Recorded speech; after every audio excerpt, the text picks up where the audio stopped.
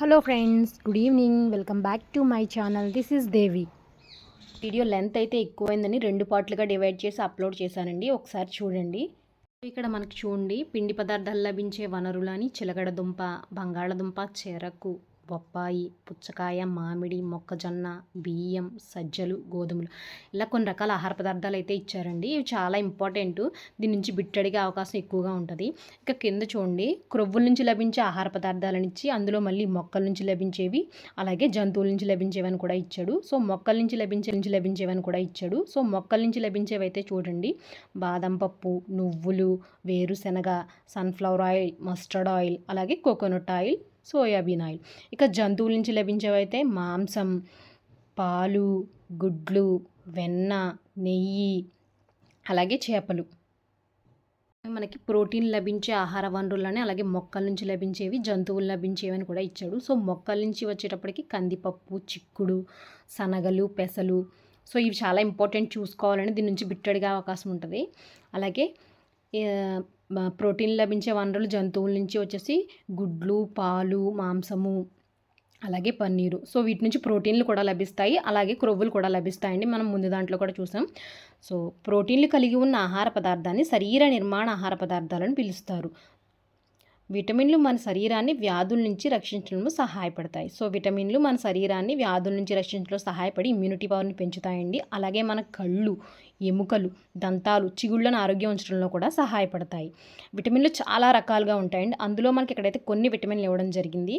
So ఒకటి vitamin A, vitamin C, అలాగే vitamin D, vitamin E, vitamin K, vitamin B complex. అంటే vitamin B complex అండి. ఇందులో చాలా రకాల విటమిన్లు ఉంటాయి. విటమిన్ బి1, బి2, బి3, బి5, ఇలా బి12, బి11, ఇలా చాలా రకాలు ఉంటాయండి. అందుకే విటమిన్ల సమూహం అని అన్నాడు.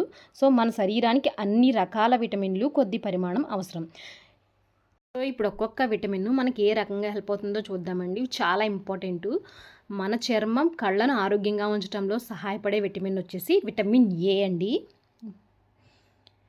అలాగే మన శరీరంలో ఇమ్యూనిటీ పవర్ పెరిగి వ్యాధులతో పోరాడటానికి సహాయపడేది విటమిన్ సి.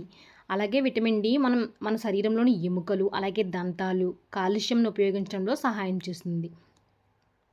ఖనిజ లవణాలు మన శరీరానికి తక్కువ మోతాదులో అవసరమవుతాయి. ఖనిజ లవణాలు కూడా మన శరీరానికి తక్కువ మోతాదులో అవసరమవుతాయంటండి. సో శరీరం యొక్క సరైన పెరుగుదలకు, మంచి ఆరోగ్య నిర్వహణకు ప్రతి ఒక్క ఖనిజ లవణం అవసరమే. సో మంచి ఆరోగ్య నిర్వహణకు, అలాగే సరైన పెరుగుదలకు మనకు ఖనిజ లవణాలు కూడా చాలా ఇంపార్టెంట్.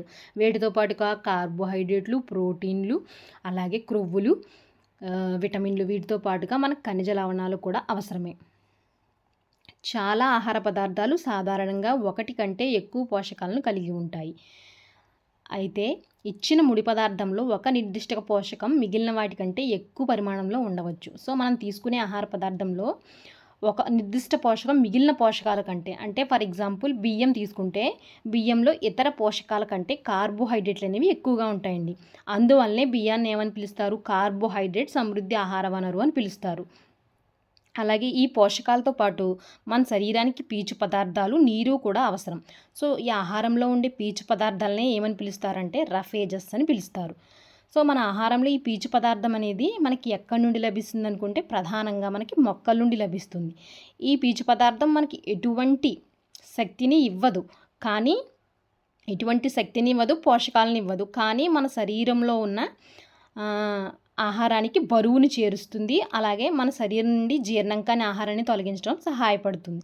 సో ఇక్కడ నుండి విటమిన్ ఏ వనరులని బొప్పాయి, క్యారెట్, మామిడి ఇచ్చాడండి. అలాగే విటమిన్ బి ఫర్ బియ్యం. సో బియ్యం, గోధుమ, కాలేయం, ఇవి గుర్తుపెట్టుకోవాలండి. బియ్యం, గోధుమ, కాలేయం. అలాగే విటమిన్ సి అనేది ఎక్కువగా పుల్లటి పళ్ళలో ఉంటుంది. దానికి ఎగ్జాంపుల్ జామ, ఉసిరి, పచ్చిమిర్చి, కమల, టమోటా.